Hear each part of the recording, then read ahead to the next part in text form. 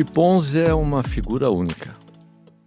Ele formou-se na Poli e talvez tenha se especializado em outro tipo de engenharia, na construção de pontes entre as pessoas. Piponzi é um agregador de ideias e de gente. Ele foi trabalhar com a sua família, assim que se formou, em 7 farmácias. E essas 7 farmácias, hoje são mais de 3.000 no país, aonde ele possibilita a mais de 64.000 pessoas trabalhar nesse projeto que é a Droga Raia. Como construtor de talentos, de conselhos, de mentorias, Piponzi é de fato uma figura única. Muito obrigado por estar aqui com a gente. Olha, eu não sei se eu fico ou não depois de todos esses elogios seus, tá? Eu procuro ser o que você colocou, tá? Pelo menos eu me esforço bastante, tá? Não, mas é isso mesmo que você é, Piponzi. Hoje a Obrigado. nossa conversa vai ser mais reflexiva, porque você tem uma história muito rica, Sim. muito bonita. Uhum. E a gente vai começar aqui a nossa primeira pergunta, no sentido de que em vidas muito bem conduzidas, como a sua, orientadas por números, decisões e execução, existe uma tendência de tudo que não é mensurável ir ficando em segundo plano. Queria saber, Piponzi, onde o invisível encontra lugar para você? Olha, você sabe que todo engenheiro, ele normalmente tem um nível de concretude muito grande. Ele aprende a resolver todas as suas questões com base na racionalidade. Eu acho que eu não fui diferente no início da minha carreira. Eu realmente acreditava que os números, a racionalidade, a lógica construiriam um negócio. Mas eu tive um momento muito importante em que eu virei a chave, que foi quando eu entendi o valor das pessoas dentro do negócio, que foi quando eu entendi que a nossa empresa teve uma construção feita de um relacionamento do meu avô com seus clientes. Ele tinha uma entrega com os clientes dele. Aquilo significava algo muito maior do que um negócio, mas que poderia ser, ao mesmo tempo, um grande negócio, que era cuidar de pessoas, se relacionar com pessoas. Foi um momento em que acho que o engenheiro cedeu um espaço, tá? Deu um pouco de espaço a coisas mais intangíveis, e aí a gente parte para desenvolver nossas pessoas, fortalecer nossa cultura, entender que aquela cultura do meu avô passada era de fato aquilo que construiria a empresa, que era uma cultura de cuidar de pessoas. Você saía de uma cultura de ganhar com uma transação, mas ganhava com um relacionamento com as pessoas. E o relacionamento, para você ganhar, ele tem que ser transparente, autêntico. E com isso a gente foi buscar lá no passado aquilo que seria a nossa personalidade futura, tá? E eu acho que foi a partir daí que eu virei a chave e comecei a entender que os fatores que não são os tangíveis, tá? Os fatores que são muito mais ligados à inteligência emocional, eles são os mais decisivos, tá? Eu, inclusive, você falou, eu estudei na Poli, e eu sentia muitos meus colegas de Poli, tá? E sinto até hoje, uma certa falta, tá? Desse equilíbrio entre o emocional e o racional, né? E então, quando a gente está falando de marca, quando a gente está falando de cultura, quando a gente está falando de desenvolvimento de pessoas, você está falando de algo que não está nas planilhas, tá? E eu acho que esse foi o grande salto que a gente deu no nosso negócio. A princípio, eu tinha a impressão que o grande salto que eu dei foi quando nos anos 80 vieram os primeiros computadores para o Brasil. Porque a gente transformou de uma forma rápida o negócio, transformou muito estoque em liquidez, passou a crescer muito rapidamente, tá? Ou seja, você tem a sensação mais clara, porque isso é mais tangível. Você fala, pô, realmente, né, estamos construindo, né? Mas essa segunda onda, que foi a onda mais do intangível, foi aquela que realmente deu a força que a gente tem hoje. Hoje, pra você ter uma ideia, nós temos mais de 3.000 farmácias, já chegamos a 3.600 farmácias, tá? E todos os nossos gerentes, tá? Eles são orientados por uma cultura de cuidar de pessoas, e para isso a gente contrata desde a base. Todos os 3.600 gerentes, todos eles começaram do primeiro degrau de um plano de carreira elaborado. E o que tem isso? Quer dizer, eles saem sem experiência, sem vícios, tá certo? Eles saem com uma visão, tá certo, de cuidar de gente. De gostar de gente para cuidar de gente, tá? Então, assim, eu tenho muita clareza, tá, do quanto esse equilíbrio entre o racional, eu diria até o racional, o emocional e mais um componente que ainda é o operacional, que é uma capacidade ainda adicional de você usar essa capacidade, essas competências, tá certo? Na ótica numérica, racional, com aquelas de pessoas, de gente, com uma de fazer as coisas acontecerem, tá? Então, eu acho que na minha carreira eu aprendi muito que aquilo que está escondido, tá certo? Que é o invisível ou o intangível, aquilo foi decisivo na construção do negócio. E numa mente tão racional, cheia de matemática e estatística, você encontra lugar para o mistério na sua vida? Olha, depende, essa palavra mistério realmente uma palavra assim um pouco, ela é bastante aberta assim, né?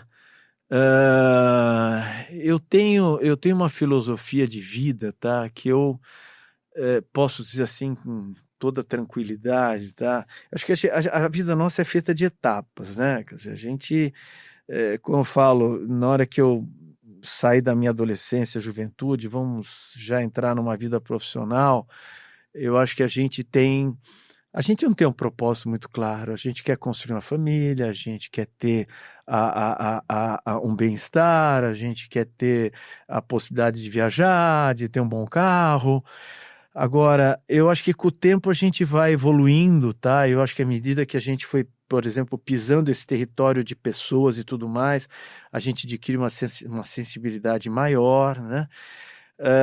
E eu acho que tudo isso, para mim, foi dando uma energia, foi dando uma visão de mundo que fez com que hoje eu tenha quase metade do meu tempo dedicado a tentar fazer diferença na vida das pessoas.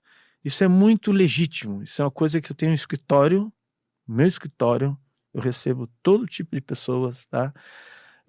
Mentoro jovens, mentoro famílias empresárias, mentoro amigos, mentoro empreendedores, tá? Tudo pro bono, tá?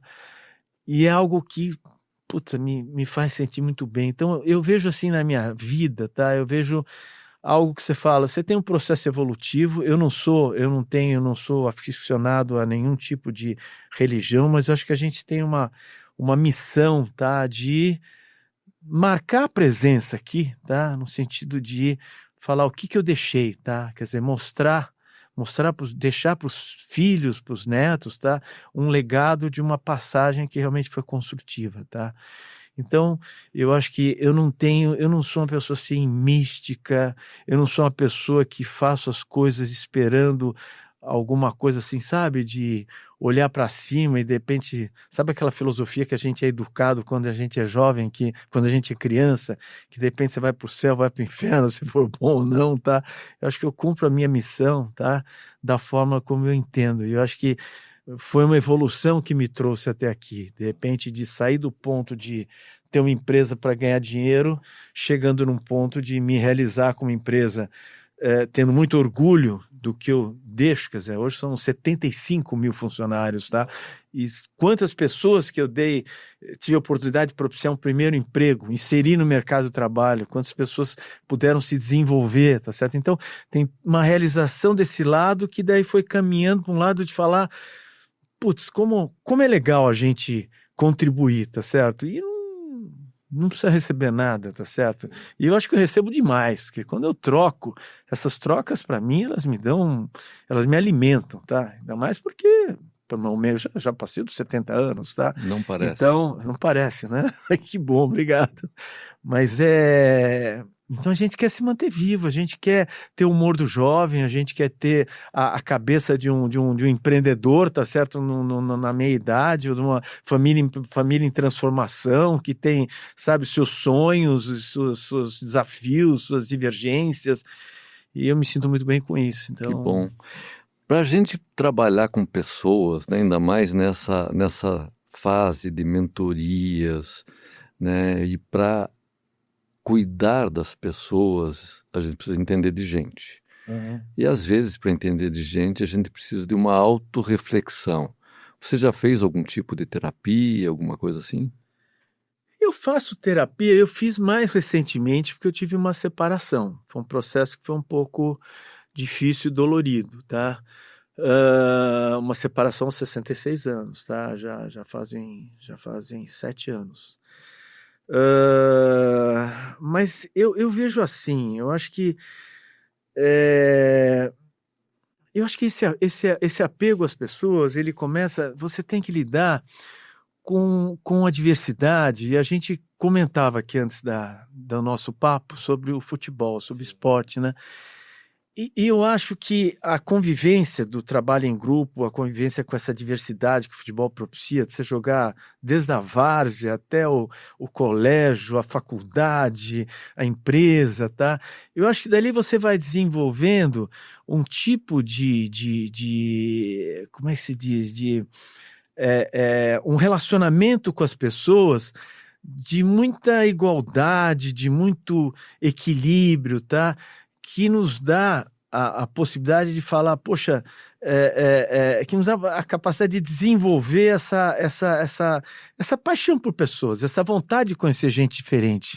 Eu entrei aqui, já fui pegando um cafezinho, tá Claro. certo? Eu já estou me sentindo em casa aqui, tá? Estou me sentindo em casa. Então, eu gosto de gente, tá? E eu acho que me ajudou muito esse início de vida, você falar... Foi jogando bola na rua, eu era uma pessoa de classe média, tive tudo, nunca me faltou nada, tá? Estudei em boas escolas, tá? Mas eu acho que isso foi tão importante para você crescer gostando das pessoas, tá? E eu acho que eu mesmo fui me resolvendo, sabe? Eu acho que em determinados momentos, eu não acho que não tenho assim arrependimento de ter feito terapia mais cedo, tá? Eu acho que não, talvez um pouco mais cedo, mas acho que uma terapia ela ajuda muito em momentos, tá certo? Eu peguei a terapia num momento mais difícil. Como é que foi isso? Olha, é muito duro você... Eu fiquei casado 40 anos, tá? Mais 6 de namoro são 46. E eu peguei o mundo que eu vivi, era aquele mundo que você tinha as missões claras. O homem é o provedor e a mulher é a cuidadora. A mulher cuida dos filhos. Eu tive 3 filhos, um atrás do outro. Tá? Hoje tem 43, 44, 45. Tudo uma escadinha, tá? O que acontece é que quando você começa o seu namoro, você está convergindo os seus gostos. Um está ensinando ao outro. Agora, quando vem os filhos e você tem essa separação entre o provedor com o negócio e a mulher com os filhos, tá? Você tende a deslocar um pouco, sabe, as suas aspirações, seus gostos. E aí tem um momento muito difícil quando os filhos saem de casa. Eu acho que a mulher sofre. Eu acho que a mulher é vítima. As mulheres dessa época, elas foram vítimas, tá? Porque a minha vida continuou muito rica quando meus filhos saíram de casa. Talvez até mais rica. Minha vida aos 60 anos, na fase dos 60 anos, talvez foi a mais rica que eu tive. Quando eu deixei de ser CEO e pude ser chairman e olhar o mundo, com muito mais relacionamentos, com muito mais, com lentes muito maiores, tá? E então o que aconteceu é que isso resultou, tá certo, num afastamento tão grande que a gente entendeu, sem nenhum tipo de como é que se diz, de estresse nem nada, a gente entendeu que os caminhos eram separados. E aí vem uma coisa, tá, que eu aprendi muito, quer dizer, por que eu meio que o desespero toma conta da gente? Porque num primeiro momento você está separando a sua mulher. Sim. Num segundo momento você fala, mas será que é da minha mulher ou da minha família? Tá certo? A coisa funciona mais ou menos assim, que é gozado que essa analogia foi meu terapeuta que fez, tá? Sim. Ele falou o seguinte, falou, olha, você separou no primeiro momento, tá? Você saiu do barco da sua família, tá? E entrou num outro barco. Agora, o teu pezinho estava lá no barco, tá vendo? Qualquer hora ele volta, você puxa o barquinho, né? E ali tá a família toda, né? Só que em algum momento, tá? Os barcos, minha mulher, ela começou a namorar, ela se casou. O trauma que veio para mim, não, nesse momento não. Sim. O trauma que veio para mim de falar, será que eu estou separando da minha mulher ou será que eu estou separando da minha família? E era uma ilusão, minha família sempre continuou super unida, meus filhos, sabe, tanto com a mãe como com o pai, meus netos, são, para mim, hoje mais ainda, no momento que eu deixei de ser tierno, hoje eu curto meus netos, assim, uma fase já de, sabe aquele avô que é mediador, aquele avô que é um conselheiro, que é um amigo, é uma delícia, tá? Porque eu não ficava sentado brincando de Lego com os netos, eu não, sabe, tá bom, não, coisa... Então, enfim, eu fui percebendo que, na verdade, as coisas não são bem assim, que a vida estava inteira. Depois me casei, inclusive, 5 anos depois, tá? E estou muito feliz, assim como minha mulher está feliz também, tá? A gente poderia ter isso, né? Mas então eu acho que nessa época foi importante. Às vezes a gente, pequenos, eu falei para o meu terapeuta uma coisa, falei, olha, eu paguei terapia 2 anos, isso foi quando eu fiz um balanço, que depois eu continuei, menos falar, não tem problema, não é assim, não é assim. Às vezes você não tem nenhum problema, mas você percebe que tem. Claro. Mas eu falei, olha, eu paguei 2 anos, paguei caro pra caramba, por 3 conselhos que você me deu. 1, 2, 3, tá certo? Então, é mais ou menos por aí, né?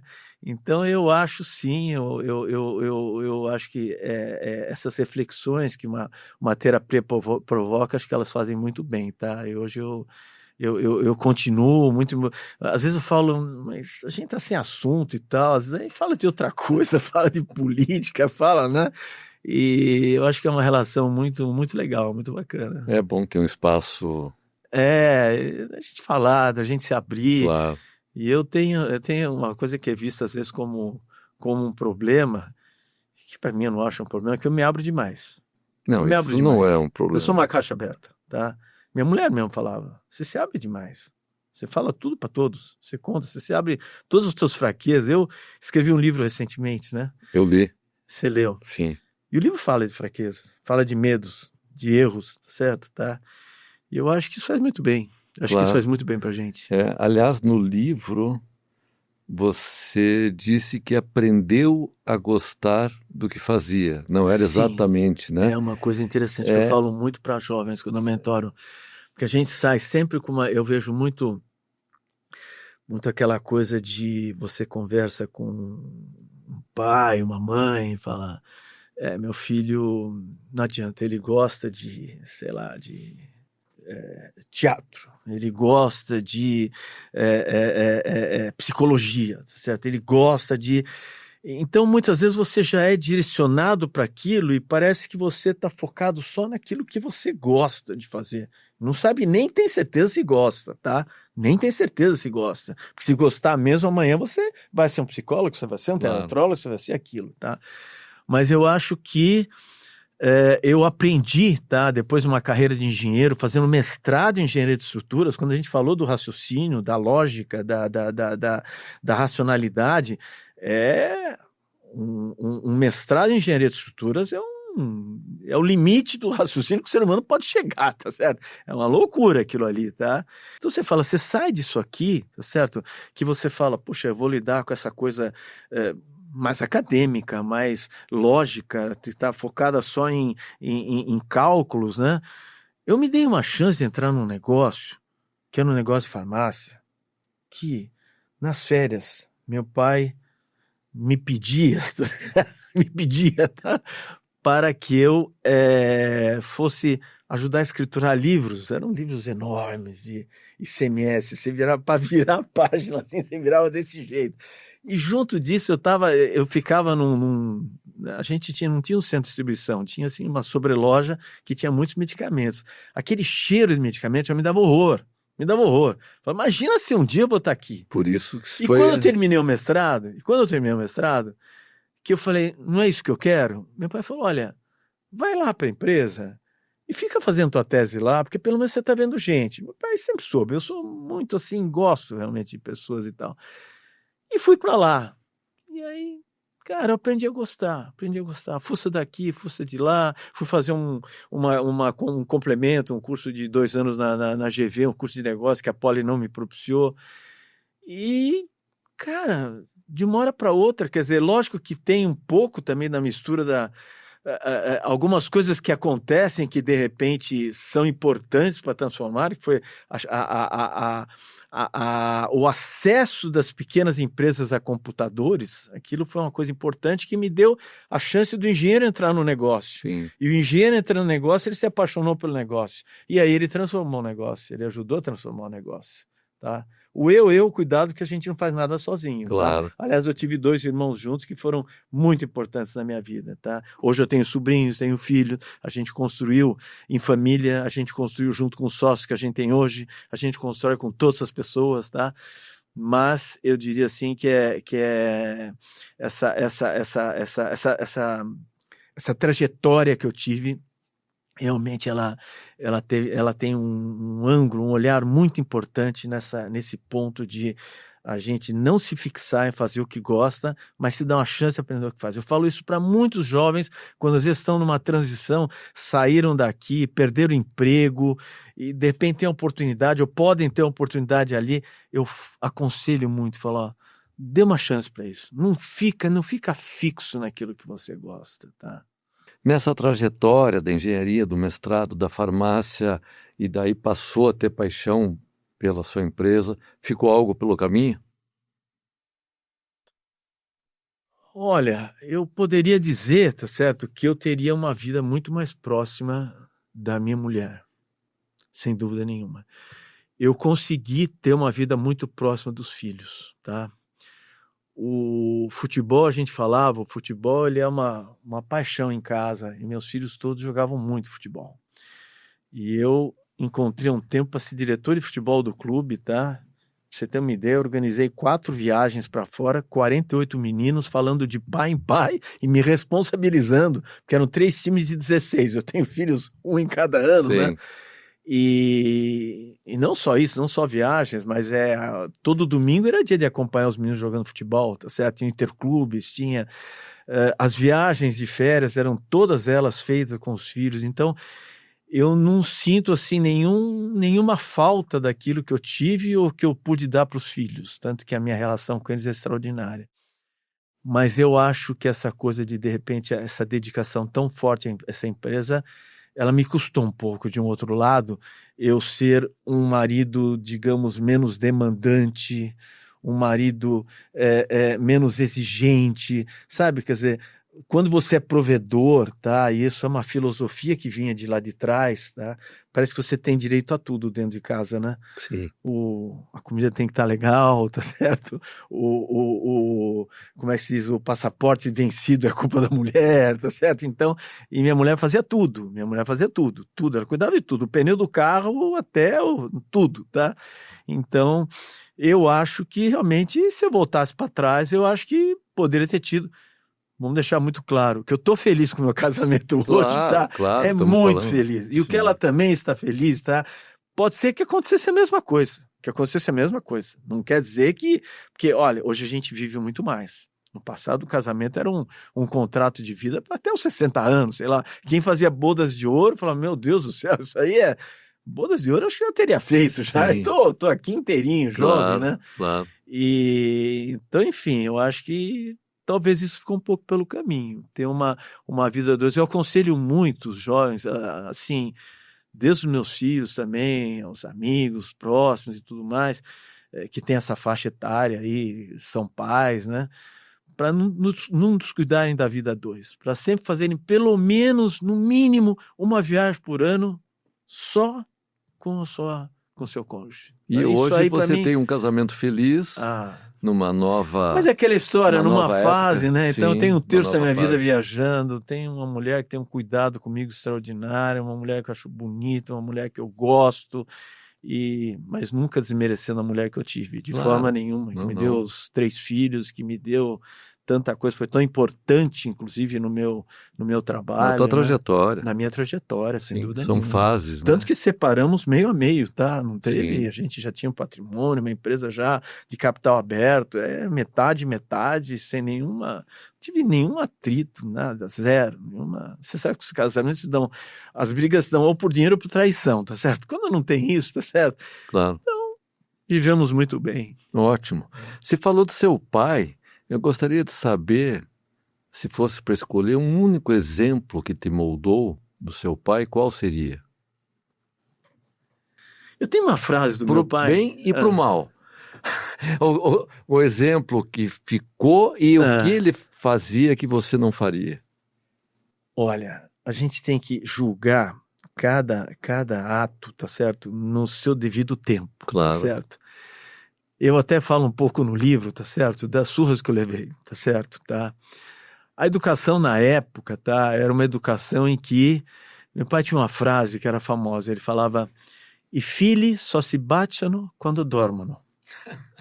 Os filhos só se beijam quando estão dormindo. Então, ou seja, o carinho, tá certo? Era uma coisa assim que faria mal para os filhos se você mostrasse carinho. Seria meio que uma fraqueza. Você tem que ser duro com seus filhos. Tá? Rigoroso. Então meu pai, assim, ele, de um lado, tá certo, o lado excepcional, a preocupação que ele tinha, tá certo, de dar uma boa escola, de que a gente fosse um bom profissional, e isso permeou a família toda, porque hoje a gente tem uma família no negócio, com netos, os bisnetos do meu pai hoje, já 3 entraram em faculdade de primeira linha, 2 na GV, um na Poli, tá certo, foi uma filosofia, uma visão, tá certo, de estudar, de trabalhar, etc., mas assim... eu nunca tive uma relação de amigo com meu pai, exceto no final da vida. Porque meu pai, em tese, meu pai foi meu sócio, apesar de que 5 anos depois, quando ele fez 70 anos, ele passou a empresa em nosso nome e não tinha atividades na empresa, mas ele tinha uma vibração com a empresa, que era um negócio assim, que me fez muita falta. Se eu tinha uma boa notícia na empresa para dar, para compartilhar uma alegria, era com meu pai, não é com meus irmãos, era com meu pai, era uma coisa assim, né? Então a gente tinha uma relação de sócio assim que era fantástica, extraordinária, tá certo? De vibrar. Mas meu pai não era assim muito interessado numa vida particular, sabe? Não era muito pouco. Ele era muito estressado com o trabalho dele, ele veio da guerra, ele veio aqui sozinho com $50 no bolso. Então eu não posso pretender que fosse diferente, que tivesse carinho, que tivesse essa amizade que hoje tem entre pais e filhos, às vezes exagerada, porque às vezes hoje também a relação é de igual para igual, tá certo? Quer dizer, não existe sabe, aquela opinião da experiência de falar, peraí, cara, agora vamos ter um limite aqui, tudo bem, estamos conversando todo mundo, cada um com suas opiniões, isso é bastante válido, mas existem freios muitas vezes você tem que dar e você tem que usar, tá certo, de uma autoridade pai que você tem. Todo mundo, todas as crianças, todos os jovens precisam dos seus limites para serem educados, isso é sem dúvida nenhuma, né? Então eu acho que do meu pai eu tive assim, eu tenho uma gratidão enorme, tá certo, por todo o esforço que ele tinha em fazer com que a gente realmente crescesse na vida, tá? E de um outro lado, uma carência de um carinho, de uma coisa muito próxima e tudo mais. Agora, a parte disso, meu pai tem uma frase que sempre me marca muito, tá?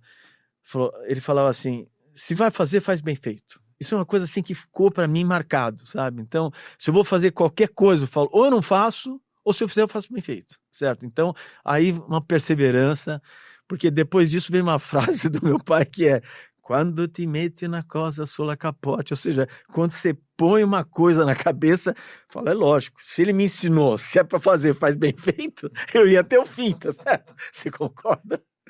Claro. É obstinação, né? Exatamente. Ele que é culpa dele, então não venha reclamar. Tá É certo? obstinação. Agora deixa É, eu ir até o fim, né? exatamente. Agora já tem o fim, né? E da sua mãe? Minha mãe era aquela pessoa cuidadora, assim, ao extremo. E sabe o que me deixa triste é falar o quanto que minha mãe ela se preocupou tanto em cuidar que ela não aproveitou os filhos. Eu nunca fui tomar um café com a minha mãe, um chá com a minha mãe, ao cinema com a minha mãe. Mas o que minha mãe cuidava de mim, a preocupação que ela tinha com a minha alimentação, aos 23 anos, eu já estava quase, eu me lembro disso em 3 anos, porque eu estou falando do 5º ano de escola, eu me lembro assim, ela tinha uma preocupação que eu tinha que comer, se eu não comesse, sei lá, se eu ia morrer, ficar tuberculoso. Então assim, eu me lembro assim que fruta eu não comia quase nenhuma, mas eu gostava de pera. Mas a pera tinha que ser dura. Aí eu me lembro uma vez ela coloca a pera na mesa, não, essa pera tá mole. Meu filho, mas isso, Arthur, que era o marido, tá certo? Veja, olha a pera, essa não tá dura essa pera, tá certo? Então, eu com 23 anos, tá certo? Se a pera era dura ou não, tá certo? A preocupação dela, por exemplo, com desastre, na minha época não tinha cinto de segurança, os carros não tinham segurança, eu perdi amigos, todo mundo, a gente perdia pessoas próximas por conta de acidentes, né? Curioso que com a violência não, porque eu chegava em casa à noite, no escuro, o Alto de Pinheiros não tinha quase que iluminação, essa coisa, graças a Deus, na época não tinha, mas a preocupação realmente com automóvel, com carro, era enorme. Você contou a história da sua mãe, me lembrou de uma história de um amigo meu, né? Ele foi ter uma reunião com o governador. Sei. E não tinha celular nessa época. E aí, de repente, toca o telefone do gabinete do governador e diz, é para vocês. Como assim, né? Daí ele vai atender, era a mãe dele, e dizia assim, meu filho, você esqueceu de levar sua blusa e tá frio. Mas era exatamente isso. É o espírito. Isso tinha do meu pai também. É o espírito do cuidado, tinha. Né? É o cuidado. É óbvio que a gente tem sempre um pai que é mais direcionador e a mãe que é mais cuidadora. É talvez da natureza humana, né? Eu acho que mudou muito feito isso, né? Hoje. Exato. Acho que mudou muito. Mudou. São comportamentos geracionais, né? Mas olha, a gente tem umas pesquisas, por exemplo, tá? A gente tem 10 mil funcionários que estão em centros de distribuição, é a mão de obra mais simples, de primeiro emprego, com as pessoas mais carentes, são todas da periferia. 85% dos jovens que a gente tinha trabalhando lá, toda a faixa de 16 a 18 anos, sei lá no Taboão da Serra, não tinha o pai em casa, tinha só a mãe. Ali o direcionamento falta. A mãe, ela tem tanta vocação de cuidar, que o direcionamento, quando ela está, você fala, ele vive só com a mãe, até pelo tempo, né? Mãe normalmente é empregada, sei lá. E aí o direcionamento, se ele não for dado no ambiente de trabalho, ele vai correr risco, porque o ambiente sabe, a fronteira entre o bem e o mal, tá certo? O dinheiro fácil e o dinheiro trabalhado é complexo. Me conta uma coisa, Pipons. Existe algum medo que você evita olhar de frente? Putz, o maior medo que eu tenho é de perder um filho ou perder um neto. Sim. Isto para mim, cara, eu tenho pavor. Claro. Recentemente meu neto bateu a cara, entrou com uma bicicleta, porque uma motinho meu filho não daria, sem capacete, tá? Entrou, bateu, meu filho ligou, disse, não, tá bem, ele foi para o hospital, fez uma pequena cirurgia e tal. Eu comecei a chorar. Eu sabia que estava bem, comecei a chorar. Sim. De pensar que poderia ter acontecido alguma coisa. Claro. Isto, para mim, é uma coisa. Agora, com relação a mim, se falar, eu me sinto assim muito realizado, muito realizado. Eu não acho assim que não que você fala, ninguém quer morrer, eu quero me preparar para viver até os 90. Hoje, infelizmente, faleceu meu primo Silvano Rai, um grande médico, 96 anos, eu tinha ido no lançamento do livro dele 6 meses atrás, ele acabou de escrever o livro, um grande médico, tá? E eu falo, não, eu quero ser como ele, tá? Mas eu acho que do que eu fiz, daquilo que eu realizei, sabe, dos filhos que eu criei para o mundo, eu acho que isso é uma das coisas que eu mais me orgulho, de ter criado filhos com o mundo. Eu tenho uma frase do do Fábio Eu Barbosa, que é adoro. muito amigo meu. Adoro essa frase. Você gosta dessa frase? Adoro. Então, a gente... Por favor. Posso falar da Deve. frase? Fábio, me permita, tá? Nós não vamos deixar um país melhor para os filhos, mas vamos deixar filhos melhores para o nosso país. Para o mundo, né? Isso tem para o mundo. Pro nosso... Quando fala em país... Não, tá? não, é que ele fala assim, eu não vou deixar um mundo melhor para os meus filhos, mas certamente deixarei filhos melhores para o mundo. Exatamente. Eu gosto tanto, foi a Renata que me passou essa frase, que trabalhou lá no Instituto, trabalha no Instituto, e eu gravei isso porque eu acho que isso aí é um mantra, né? Porque essa talvez seja a missão maior de um pai. E que as né? mulheres, mesmo as mulheres da minha época, quando eu falo, às vezes elas têm um sentimento, né, de essas mulheres que cuidaram da casa, deram todo o suporte aos maridos, cuidaram dos filhos, e assim, parece que falta aquele relacionamento, aquele sentimento de realização que a sociedade dá àqueles que venceram nas empresas, que ganharam dinheiro e tal. E você fala, pô, mas quem que efetivamente trabalhou mais intensamente para criar filhos que eu tenho certeza como são os meus, que têm propósito de vida, tá? Para que eles fossem assim, tá certo? Tá? E eu acho que isso é uma realização, a mulher tem a parte maior dessa realização dentro do modelo que a gente vivia, vinha das mulheres, tá certo? Tá? E hoje? Ajudar a criar. E as mulheres hoje as tarefas são divididas, Sim, né? Eu acho que hoje isso acabou, né? Hoje a mulher tem o seu lugar. Eu acho que existe uma vocação, mas eu acho que não acho que as coisas são exatamente iguais. A vocação da mulher de ser a cuidadora, tá? Não adianta que ela é maior, não adianta. Isso aí outro dia, puxa vida, eu esqueci um exemplo, fala, você está vendo como a mulher... a gente estava olhando para uns patinhos, não sei que animais que a gente estava olhando outro dia, e aparecia claramente a figura da fêmea, tá certo? Abraçando e cuidando. Não sei se era um filme de animais que eu estava vendo, tá? Mas é da natureza humana. O espírito maternal, sim, mas o mundo de hoje é outro. Sim, os dois têm que ter a preocupação com o futuro, a preocupação mesmo do cuidar, quando a gente está falando do cuidar e do da viver. Comida, do cuidar sabe? Quer dizer, das coisas mais materiais, é dos dois dividido, tá? Mas na essência, a mulher tem a vocação maior de cuidar. O espírito maternal. Tem, mas acho que hoje está muito, muito similar assim. Depois de tanto organizar, construir, sustentar, o que ainda te inquieta, mesmo sem nenhuma necessidade? Olha, você sabe que uma coisa curiosa que também apareceu bastante depois da minha separação. Eu tenho uma ansiedade que ela é uma ansiedade assim, meio que parte talvez seja a natureza, porque você fala, olha, meu pai era ansioso, meu filho é ansioso, e a ansiedade é uma coisa assim, é aquela coisa de você querer ocupar o território futuro. Você não ocupa o território futuro, você não conhece o território. Então, isso para mim, eu estou sempre naquela de, e como será a minha vida daqui a 3 anos? E como será daqui a 4 anos? E como será, ou seja, é aquela preocupação de querer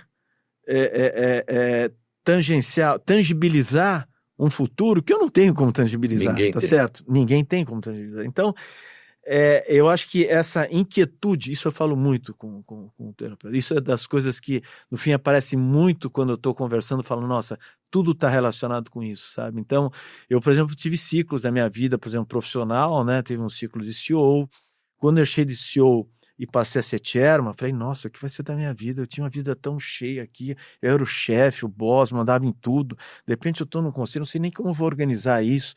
Foi o melhor período da minha vida, porque eu fui realmente ativo, falar, eu vou procurar outras coisas. Aí eu fui, todas as atividades, quer dizer, instituições, quer dizer, começou com Amigos da Poli, depois foi com o Endeavor, foi com o IBGC, foi com o Instituto o Instituto de Desenvolvimento de Organizações do Terceiro Setor que eu criei. Então, foi uma vida riquíssima, que eu conheci gente como o Fábio Barbosa, que a gente fala, por exemplo, como vários outros empresários que eu tenho tanto orgulho de frequentar. Então, você fala, mas por que eu tinha aquela ansiedade tão grande antes? Calma, você vai construir, tá?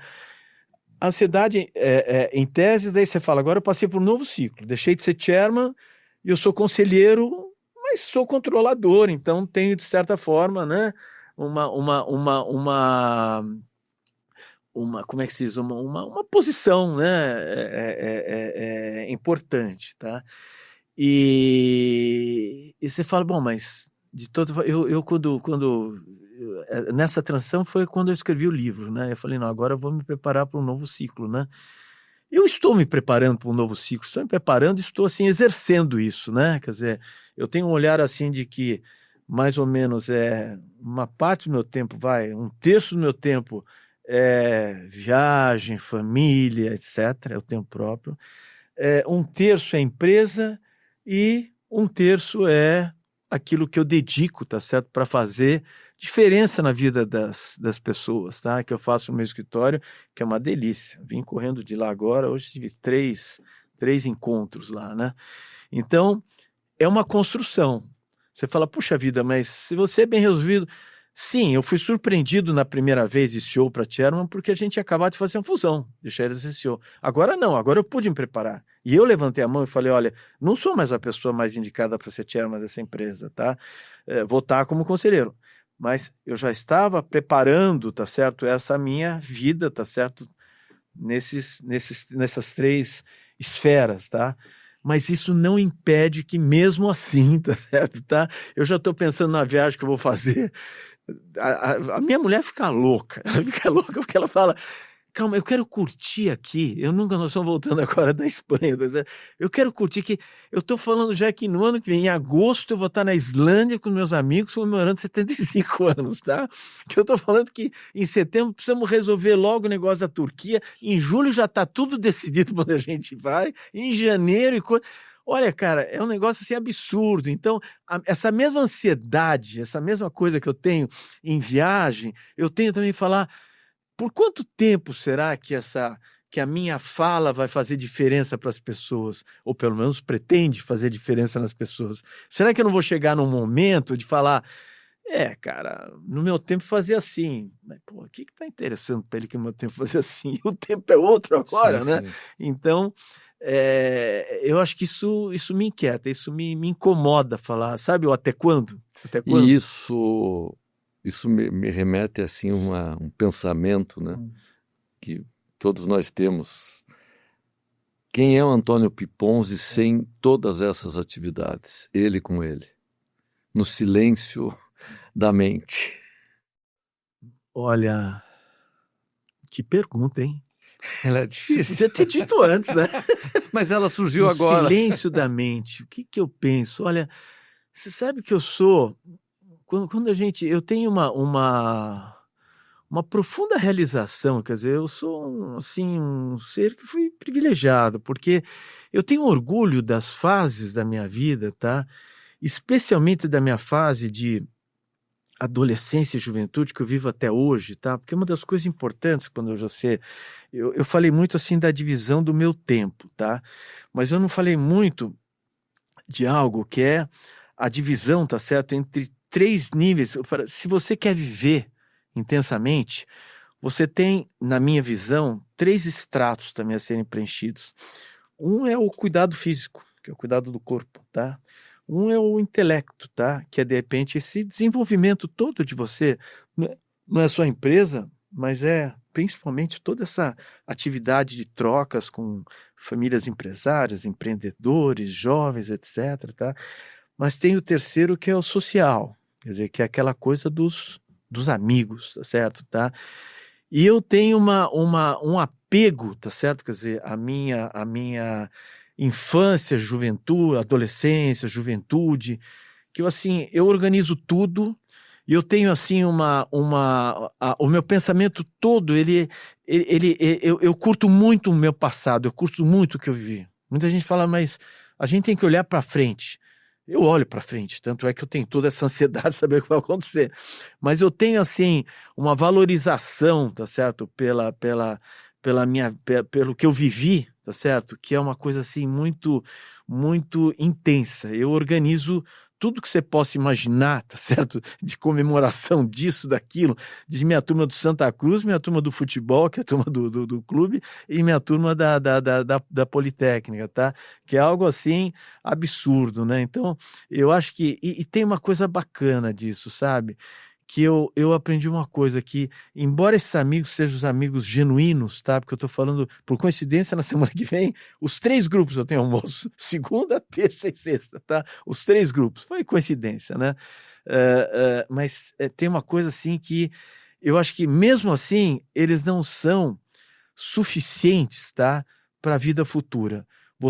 Eu acredito muito nas amizades que a gente faz depois dos 60, depois dos 65, que não tem tempo, tá certo, para você fazer essa amizade, porque você precisa delas. Elas te alimentam, tá certo, com coisas novas para o futuro, tá? Você tem os amigos, aqueles que estão lá para trás, aqueles que nos momentos que eu tô, né, ouvindo minha música e tal, recordando do meu passado, de tudo aquilo que me inspirou na minha vida profissional e tudo mais.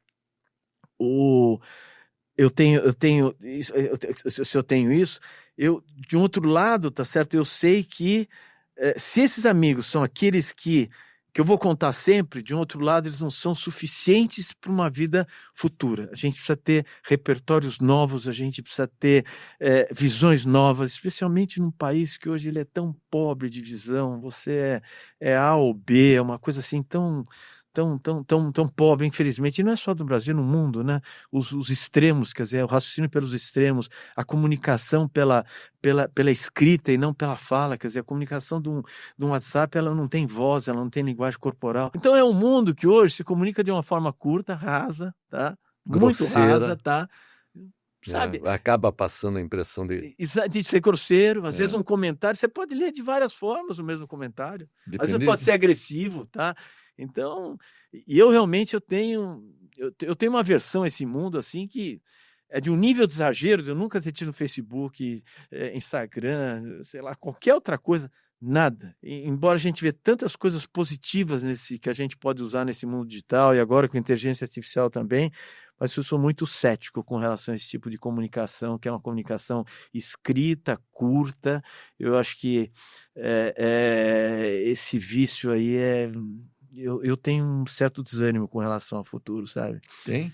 Tem. Eu tenho, quando eu penso assim, não desânimo, eu tenho uma preocupação, tá certo, de como é que vai ser esse mundo dos meus netos, tá? Os meus filhos, graças a Deus, eles ultrapassaram essa fase, tá? Não tinha jogo eletrônico, não tinha WhatsApp, não exercício de imaginação, como é que você acha que vai ser a vida deles? Olha, eu sei dos receios que eu tenho. Isso. Os receios que eu tenho são exatamente os receios deles terem uma vida totalmente, como é que se diz, fechada do ponto de vista dos relacionamentos assim mais verdadeiros, muito volúvel do ponto de vista das relações, tá certo? De relações que você possa ter. Você sabe o que eu percebo? Eu não vejo meus filhos chorarem, eu não vejo meus netos chorarem exatamente se eles levarem uma porrada, tá certo? Tá?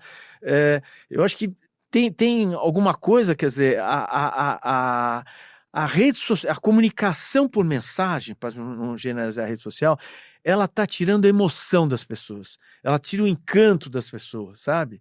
Eu acho que é tão direto, tá? Eu acho que mesmo ler um livro ou ver um filme, antigamente se você saía de um cinema, você estava pensando no filme, claro. Não estava? Você ia contar para alguém, você ia falar a mensagem, você tirou. Hoje, cara, você saiu, você já abriu o celular e tem não sei o quê, não sei o quê. Então, esse mundo, tá? É um mundo que, me gera, assim, sabe, incertezas muito grandes, tá? Mas sempre vai ter incerteza em relação ao futuro, né? A gente eu acho que essas mudanças, eu também penso nisso, tá? Que aquela coisa, no meu tempo era assim, no meu tempo era assim, tá?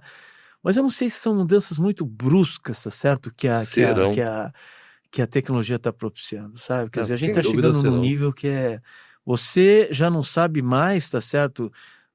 Eu não dou meses para você não saber se o discurso da campanha do José ou do Paulo, tá certo? Se é verdadeiro, se não é verdadeiro. Quer dizer, isso tudo afeta instituições, afeta a verdade, a mentira, afeta instituições, a democracia. Então, elege pessoas, tá? Sim. Você muitas vezes... Os famosos hoje... O que quer dizer ter 1 milhão de likes, 2 mil? Quer dizer o quê? Sim. Essas pessoas, o que tem? Quer dizer, a oferecer tá certo, de positivo em relação a tantas outras que a gente sabe que constroem Sim, e que eu tenho prazer de conviver, sabe? Empreendedores claro. fantásticos, jovens que vão atrás, bolsistas que lutam, vão atrás, deixam sua cidade, vêm, quer dizer, coisa assim, gente tão maravilhosa e fala, não, mas realmente os influencers são as figuras que. E isso aí, para mim, quer dizer, acho que é meio que a gente é uma desvirtuação de valores, sabe? Acho um negócio. Eu tenho essa preocupação.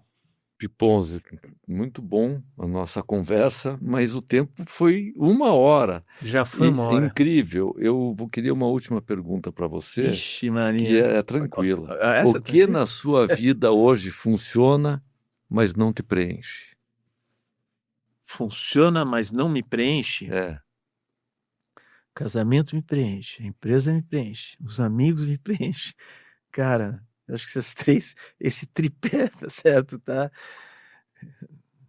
Eu diria assim, se eu te der uma resposta assim mais geral, tá certo? Neste momento, eu me sinto uma pessoa isso é assim, ótimo. Filantropia muito completa. você pratica? Nós temos um instituto, isso para mim Fala é um uma pouco coisa pra muito gente. gostosa. Não? O que é bacana é que eu tenho um dos filhos, quando a gente fala de preparar os filhos para o mundo, né? Um dos meus filhos foi muito interessante, porque ele se formou na GV e ele odiava ver aqueles caras de pastinha, de cabelo, indo para as empresas, para os bancos, etc. E ele seguiu um caminho completamente diferente numa época em que isso era raro, de ser empreendedor social. Tá? Ser empreendedor social, eu estou falando de 2003, certo? Criou uma empresa foi criando um negócio que na realidade de início até era meio que mesclado, tá certo? Tinha um cunho social grande, mas uma parte uma empresa uma editora, tá? Que depois foi afunilando para o terceiro setor, só para terceiro setor, e que criou um modelo, tá certo? O que a gente pratica, inclusive nas nossas lojas, entre outras empresas que ele tem, de microdoações, de você, através de compra de produtos, tá? Produtos que tenham muito a conexão com a cultura da empresa, tá? Você realmente, no nosso caso, eram revistas que a gente vendia, tá? E eram revistas vendidas a R$ 2, coisa desse tipo, tá? E a soma disso, para você ter uma ideia, construiu um hospital, ou praticamente a principal ala do GRAC, tá? Só com microdoações, tá? Esse projeto que era a base, tá certo, da empresa dele, porque ele era remunerado por isso, da empresa dele, Impacto Social, rendeu a ele um prêmio de empreendedor do ano da Folha de São Paulo. Quando rendeu esse prêmio a ele, eu falei, tua vida não vai ser mais igual, porque ele passou a frequentar a Fundação Schwab, que patrocina o Fórum de Davos. Então, ele passou a frequentar um grupo empresarial, um grupo de empreendedores sociais mundiais do mundo inteiro que compõem, tá certo, essas escolhas, tá certo, feita pela Fundação Schwab. E a partir daí, ou seja, aí foi mesclando um pouco a coisa da empresa de impacto social com a filantropia. E aí a gente estava preparado para juntar duas coisas. O meu conhecimento em governança que eu tinha adquirido como chairman, com o conhecimento dele de terceiro setor. E aí a gente criou um instituto que desenvolve institucionalmente as organizações do terceiro setor. Então, você fala, o que a gente olha? A gente olha instituições que tenham ótimos empreendedores, tá? Quer dizer, brilho nos olhos, causas, tá certo? Com as quais a gente se identifica, tá? E uma governança minimamente estabelecida. E a partir daí a gente financia projetos que são apresentados, tá?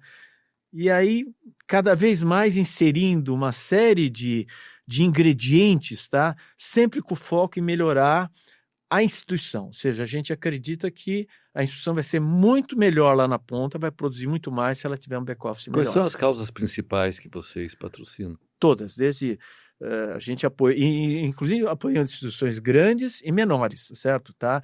Algumas hoje em parceria, tá? Com algumas com Families Office daqui do Brasil e de fora do Brasil também, tá? Esses são projetos de pequenas instituições, tá?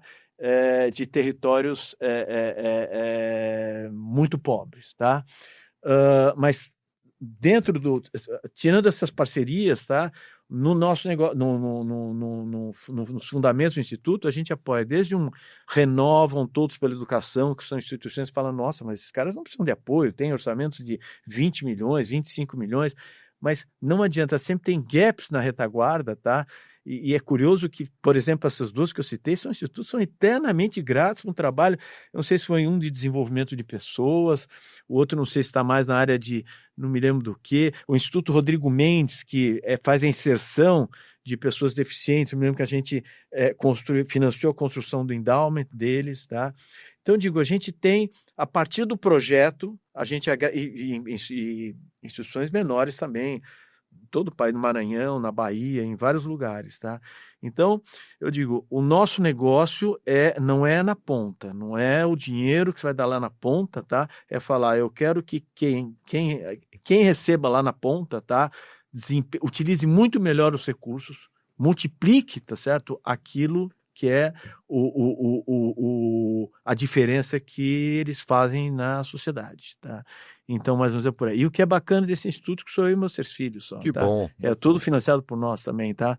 Meus filhos usam, eu tenho um escritório que faz todo aquele trabalho chato, tá certo? De contabilidade, desde manutenção da casa, reforma, isso aqui, para estar lá, está contribuindo para o Instituto, tá? Então, não é pouca coisa, não. Eles não, eu Certo. aperto mesmo, tá? Boa. Então, nós temos nós 4 juntos. É uma coisa muito bacana que dá unidade para os filhos e eu olho muito isso para os meus netos. Por isso que, inclusive, isso é multicausas. Vai para o ambiental, vai para o político, vai para reciclagem de alimento, vai para educação bastante, vai para diversidade, vai para um monte de coisas. Né?